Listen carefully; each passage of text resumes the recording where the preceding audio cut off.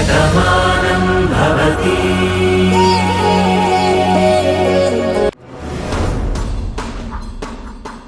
ఏంటి కార్తీక్, నన్ను ఎందుకు అర్జెంటుగా రమ్మన్నావు? బయటికి వెళ్ళాలి అన్నావు కదా, ఎక్కడికి? చెప్తాను, రాముందు. ఏంటి కార్తీక్ అలా మాట్లాడుతున్నావు? నేను మాట్లాడటం లేదు. అదిగో నీతో మాట్లాడడానికి అందరూ అక్కడ ఎదురు చూస్తున్నారు. రా.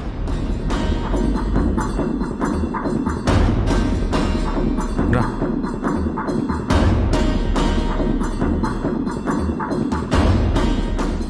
ఏంటంటే ఏమైంది? చేసిందంతా చేసి మళ్ళీ ఏమైందని మమ్మల్ని అడుగుతావేంటే? ఇప్పుడు నేనేం చేశాను బామ్మ? నువ్వేమీ చెప్పకు, మాకంతా తెలుసు. అసలేం జరిగింది నాన్న? ఏమైందని మమ్మల్ని అడుగుతావేంటమ్మా? ఏం చేసావో తెలీదా నీకు? నీకు తెలియకుండా ఇదంతా జరుగుతుందా?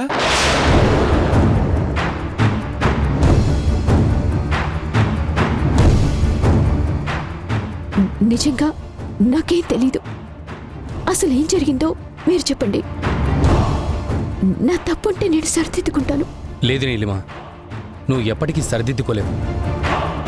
ఆ విషయం మాకు అర్థమైంది. అందుకే నేనేం చేయాలో చేశాను. ఇక చాలా ఆపండి. మీ మాటలకి నీలిమ ఎలా భయపడుతుందో చూడండి. చాందిని, నువ్వు ఆగు. నీలిమ, ముందా ల్యాప్టాప్ ఓపెన్ చేయి. ఏంటంటే అసలేం జరిగింది? చెప్తాను కదా, ముందా ల్యాప్టాప్ ఓపెన్ చేసి అందులో ఏముందో చూడు.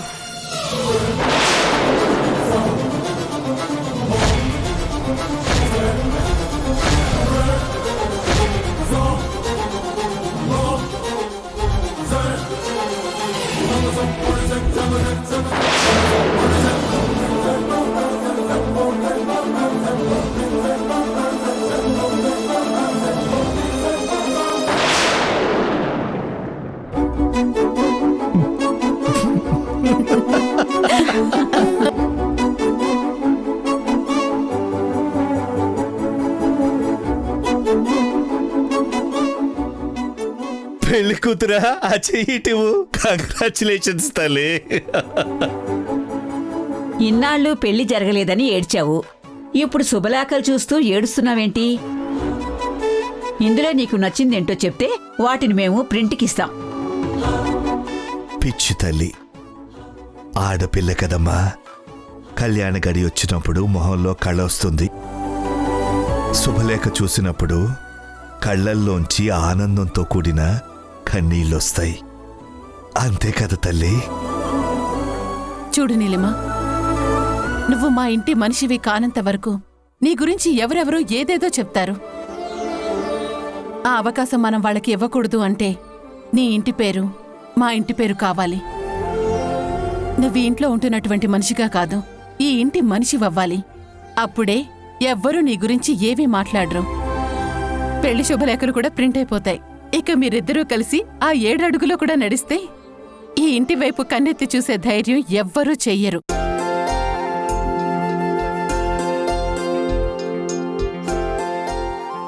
మీ ఇద్దరి జీవితంలో మళ్ళీ కొత్త సంతోషం మొదలవుతుందన్న నమ్మకం నాకుంది.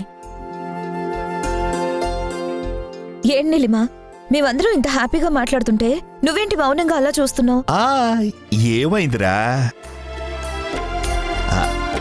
అయినా ఇంకా ఎందుకు అలా భయం భయంగా ఉన్నావు? నువ్వేమిటో మేమందరం అర్థం చేసుకున్నాం. నీ గురించి ఈ ఇంట్లో ఎవ్వరూ ఏ అపార్థాలు ఇక మీదట చేసుకోరు. ఊర్లో జరిగిన విషయాన్ని అక్కడితో మర్చిపోదాం. మా కార్తీక్కి ప్రాణం పోసిన మనిషివు నువ్వు. ఇప్పుడే కాదు, నువ్వెప్పుడూ ఆనందంగా ఉండాల్సిన మనిషివి. అలాంటిది నువ్వు బాధగా ఉండటం మాకందరికీ బాధగా ఉందమ్మా. ఏం మాట్లాడాలో కూడా నాకు అర్థం కావడం లేదు. నువ్వే మాట చెప్పక్కర్లేదు. నువ్వు చేసే పనులే నువ్వేంటి అనేది మాకు చెప్తున్నాయి.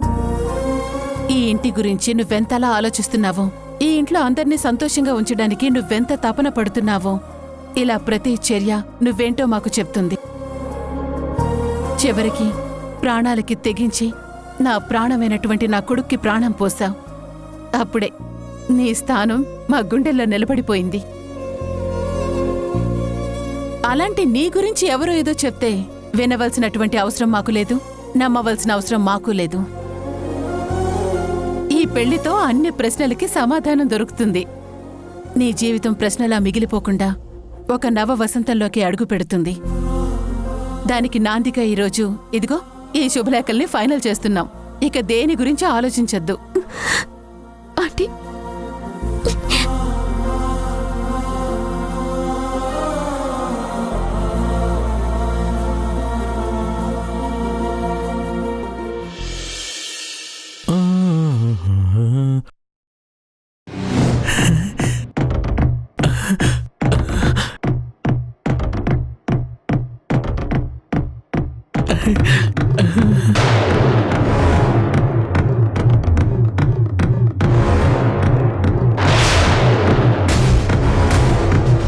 అప్పలనాయుడు,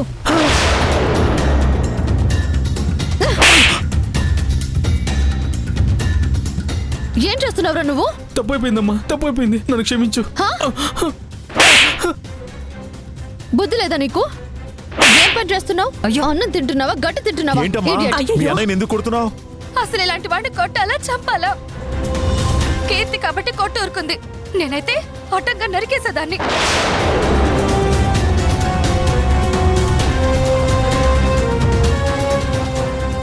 ఏంటి సత్య అలా మాట్లాడుతున్నావు?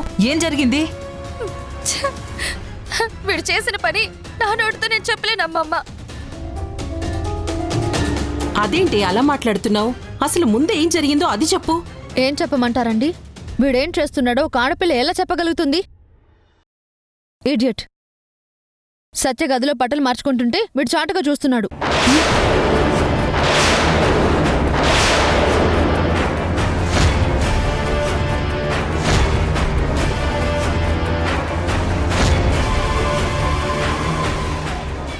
అది నేను చూశాను కాబట్టే పళ్ళు రాలగొడుతున్నాను.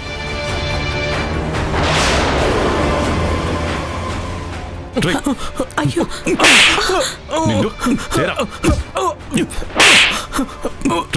నిన్ను కూడా మా ఇంట్లో మనిషివని ఉండనిస్తే నువ్వు ఇలాంటి పనులు చేస్తావా? ఈ ఇంట్లో ఆడపిల్లల పట్ల ఇలా బిహేవ్ చేస్తావా?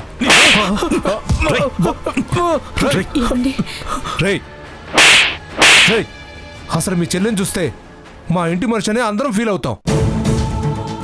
తను మీతో వెళ్ళిపోతుందంటే మా ఇంట్లో నుంచి ఒక వ్యక్తి వెళ్ళిపోతున్నట్టు మేమంతా ఎంతో బాధపడుతున్నాం. ఆ అమ్మాయి చూస్తే అంత ఉన్నతంగా ఉంది, మరి నీ బుద్ధి ఏంట్రా ఇలా తయారైంది?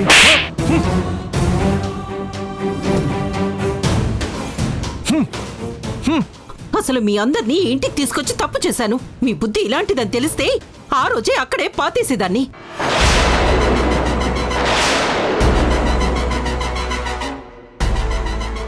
అసలు కావాలని మిమ్మల్ని తీసుకొచ్చి ఇంట్లో పెట్టినందుకు నా చెప్పుతో నేను కొట్టుకునేలా చేశారు. నా కూతురు బట్టలు మార్చుకుంటుంటే చూస్తావా? అసలు నిన్ను ఆగు జయ. ఏంటి జయ నువ్వనేది? వీళ్ళని నువ్వు తీసుకురావడం ఏంటి? కీర్తిని వెతుక్కుంటూ వాళ్లే వచ్చారు కదా, మరి నువ్వేంటి ఇలా మాట్లాడుతున్నావు? అది అసలు ఏం జరిగింది? ఇంకా ఎందుకండి దాస్తారు?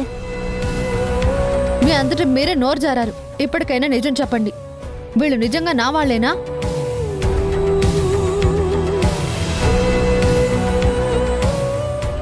వాళ్ళు నా వాళ్ళే అయితే వాళ్ళు చేసిన తప్పుకి నేనే అందరి కాళ్ళ మీద పడి క్షమాపణ చెప్పి ఇంట్లో నుంచి వెళ్ళిపోతాను.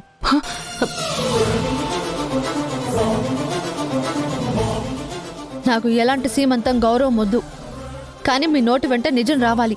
చెప్పండి. ఏంటి జయ, అత్తయ్య అడుగుతుంటే సమాధానం చెప్పవేంటి? ఆ అమ్మాయి నిన్ను అంతలా నిలదీస్తుంటే నువ్వెందుకు భయపడుతున్నావు?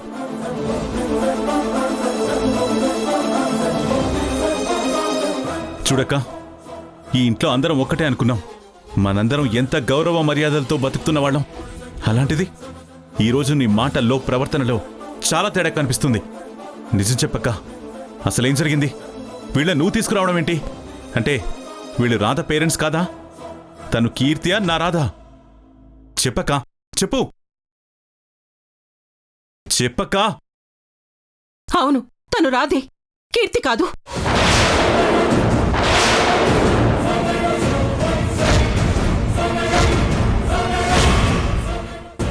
తనని ఇంట్లోంచి పంపించడానికి నేనే వీళ్ళని తీసుకొచ్చాను.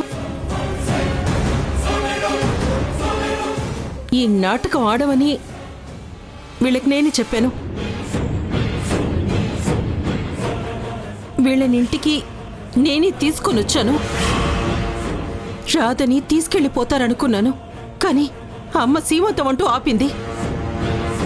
చివరికి ఈ విధవ ఈ రోజు నా కూతురు విషయంలో ఇలా ప్రవర్తించాడు.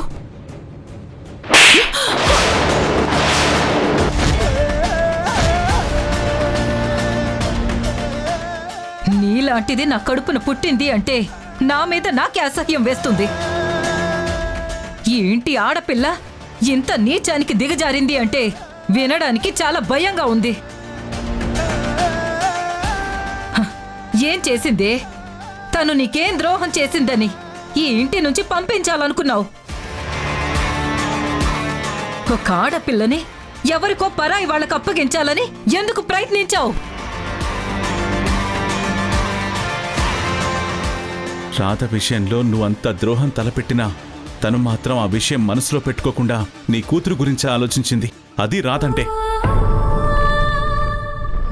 చూడు జయ, నీ మెళ్ళో తాళి కట్టిన దగ్గర నుంచి ఈ ఇంటి గౌరవం నిలపాలని నేను కూడా పాటుపడుతూనే ఉన్నాను. రాధ ఈ ఇంటికి వచ్చాక తను మన అందరి కోసం ఆలోచించిన తీరు చూసి నా సొంత చెల్లి కన్నా ఎక్కువ అభిమానించాను.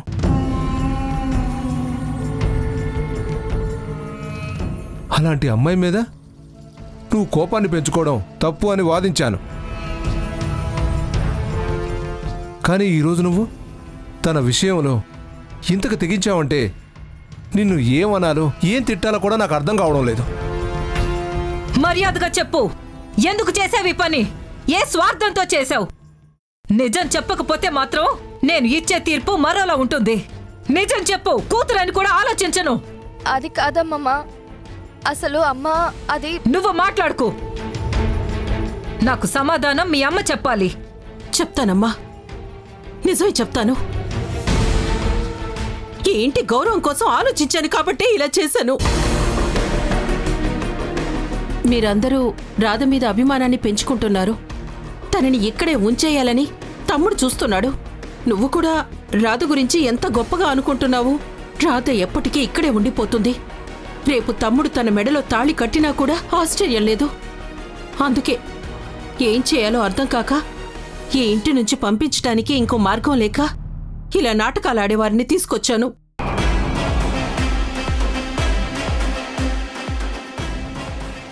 తన తల్లిదండ్రులుగా నటించి తీసుకెళ్లిపోమని చెప్పాను. నేను తనని పెళ్లి చేసుకుంటే నీకొచ్చే నష్టమేంటక్కా? నేను ప్రేమించిన మనిషిని పెళ్లి చేసుకోవాలి అనుకోవడంలో తప్పే ఉంది. ముమ్మాటికి తప్పే.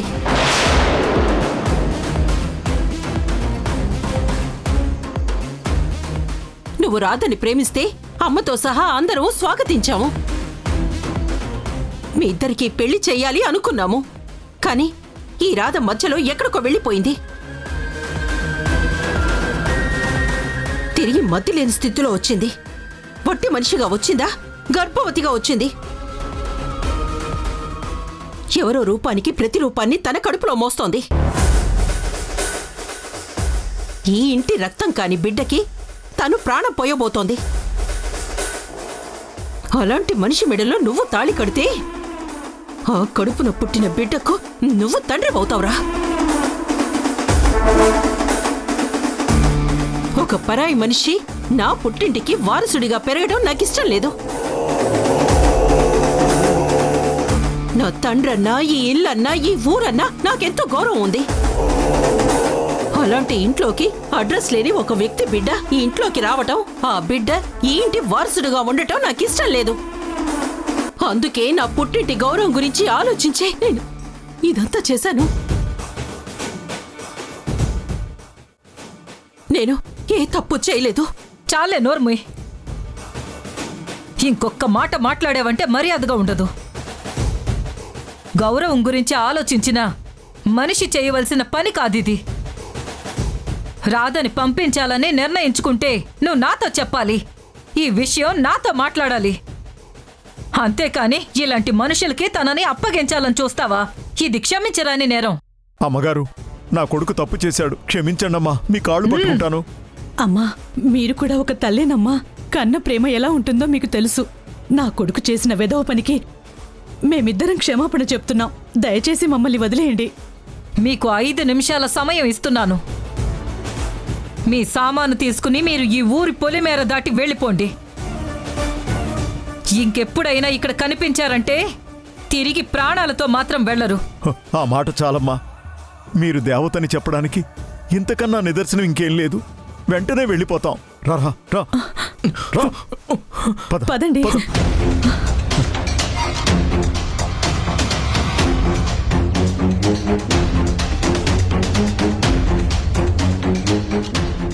వెళ్ళొస్తామమ్మా. మా వాడు చేసిన తప్పుకి మమ్మల్ని క్షమించండి. వస్తామమ్మా. ఆగండి. వెళ్ళిపోతున్న వాళ్ళని ఎందుకు ఆపావ్? మళ్ళీ ఇక్కడే ఉండమంటావా ఏంటి? వాళ్ళు వాళ్ళ సామాన్లతో వెళ్ళడం లేదు. ఈ ఇంట్లో వాళ్ళు నొక్కేసిన సామాన్లు తీసుకుని వెళ్తున్నారు. ఈ విషయం నాకెప్పుడో తెలుసు.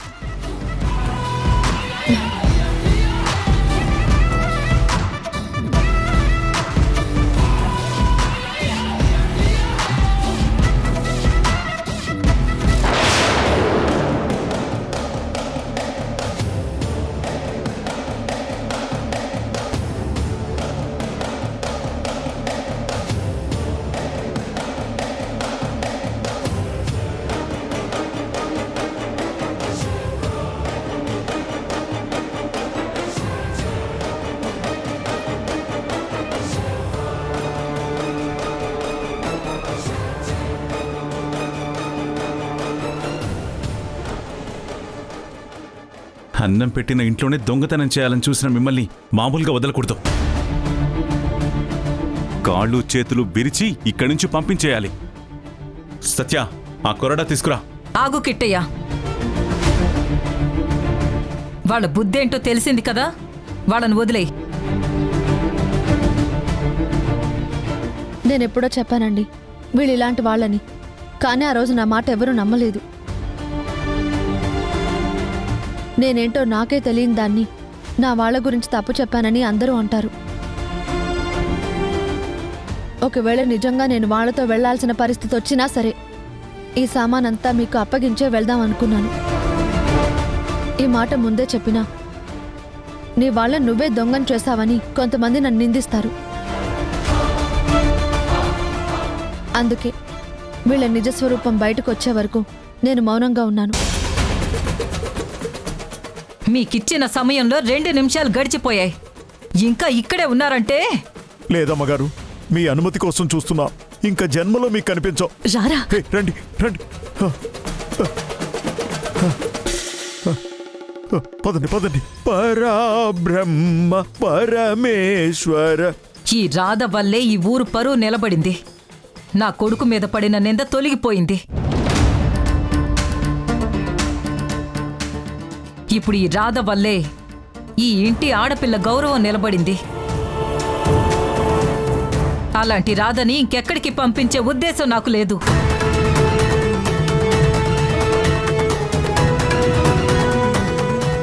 ఆ రోజు నేనిచ్చిన తీర్పుని ఈ రోజు నేనే వెనక్కి తీసుకుంటున్నాను. రాధ డెలివరీ అయిన తర్వాత కూడా తను ఇక్కడే ఉంటుంది. తనకి గతం గుర్తొచ్చినా రాకపోయినా ఎప్పటికీ నా ఇంటి మనిషిగా ఈ ఇంట్లోనే ఉంటుంది.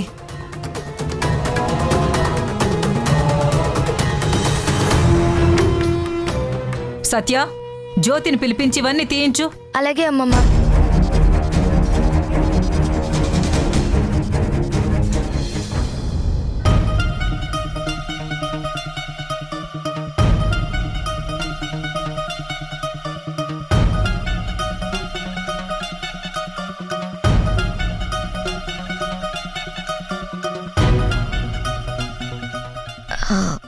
ఏం నీలిమా, పెళ్ళయ్యాక ఎక్కడికెళ్ళాలనా అంత సీరియస్గా ఆలోచిస్తున్నావు? నేనెక్కడికైనా వెళ్తానని నీకెందుకు అనిపించింది? చూసావా చాంద్రి, నేను చెప్పిన మాటే నిజమైంది కదా. ఇప్పటికైనా ఒప్పుకో, నాకు అన్ని విషయాలు తెలుసు అని. పెద్ద గొప్పే. మీ చెల్లి కాబట్టి నువ్వు ఊహించావు, కానీ నీలిమేంటో నేను ఊహించలేకపోయాను కాబట్టి అలా అనుకున్నాను. అసలు మీరిద్దరూ ఏమనుకున్నారో అది చెప్పండి. ఏం లేదు నీలిమా, అన్నయ్యకి నీకు పెళ్లి జరిగిన తర్వాత అన్నయ్యని తీసుకొని నువ్వు ఫారెన్ వెళ్ళిపోతావని నేనన్నాను. లేదు, తను ఇక్కడే ఉంటుంది అని పార్దు అంటున్నాడు. ఇప్పుడు చెప్పు, నువ్వు ఎక్కడుంటావు? అదెక్కడికి వెళుతుందే, ఈ ఇంట్లోనే ఉంటుంది. ఎన్నోసార్లు మనం ఇంటి నుంచి వెళ్ళిపోమంటేనే వెళ్ళలేదు కదా. ఇప్పుడు పెళ్ళయ్యాక బయటికెళ్తుందా? ఏంటి నీలిమా చెప్పు. నువ్వు చెప్పింది నిజమే బామ్మ. నేనెక్కడికి వెళ్ళను. ఈ ఇల్లు, ఈ మనుషులు అంటే నాకు చాలా అభిమానం. మరీ ముఖ్యంగా కార్తీక్ ఆంటీకి దూరంగా ఉండలేడు. తనకి తల్లి మీద ఎంత ప్రేమ ఉందో నాకు తెలుసు. అందుకే ఖచ్చితంగా ఇక్కడే ఉంటాను. నా ప్రాణం పోయే వరకు మిమ్మల్ని ఈ ఇంటిని వదిలిపెట్టి వెళ్ళను. అవేం మాటలమ్మా. నువ్వు నా మనవడు హ్యాపీగా నిండు నూరేళ్లు ఉండాలి. ఈ రోజుల్లో అలా మెడలో 3 ముళ్ళు పడగానే ఇలా మొగుడుతో వేరే కాపురం అంటున్నారు. వీలైతే దేశం వదిలేసి పరాయి దేశంలో బ్రతుకుతాం అంటున్నారు. నీకు అవకాశం ఉన్నా సరే ఇక్కడే ఉంటాను అన్నావు చూడు, నిజంగా నాకు చాలా ఆనందంగా ఉంది. ఇప్పుడే నువ్వు నాకు పూర్తిగా బానులా కనిపిస్తున్నావు. అది కూడా ఇలాగే ఆలోచించేది. చాలా థ్యాంక్స్ నీలిమా. ఇప్పుడున్న పరిస్థితులకు భయపడి నిజంగా మీరు దూరంగా వెళ్ళిపోతారేమో అనుకున్నాను. కానీ అందరం కలిసే ఉంటామని చెప్పావు కదా, మాకు చాలా హ్యాపీగా ఉంది.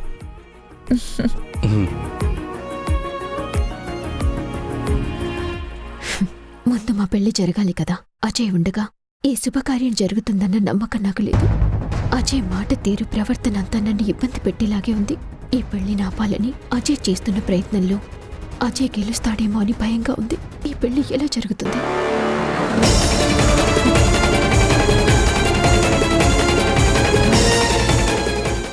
ఏదో మాట్లాడాలి అన్నావు, మౌనంగానే నిలబడున్నావు. ఈ ఇల్లు బాగుండాలని కోరుకుంటున్న మనిషిగా మీతో ఒక మాట చెప్పాలని వచ్చాను. ఈ ఇంటి గురించి, ఈ ఊరు గురించి ఆలోచించే మంచి మనిషివి నువ్వు.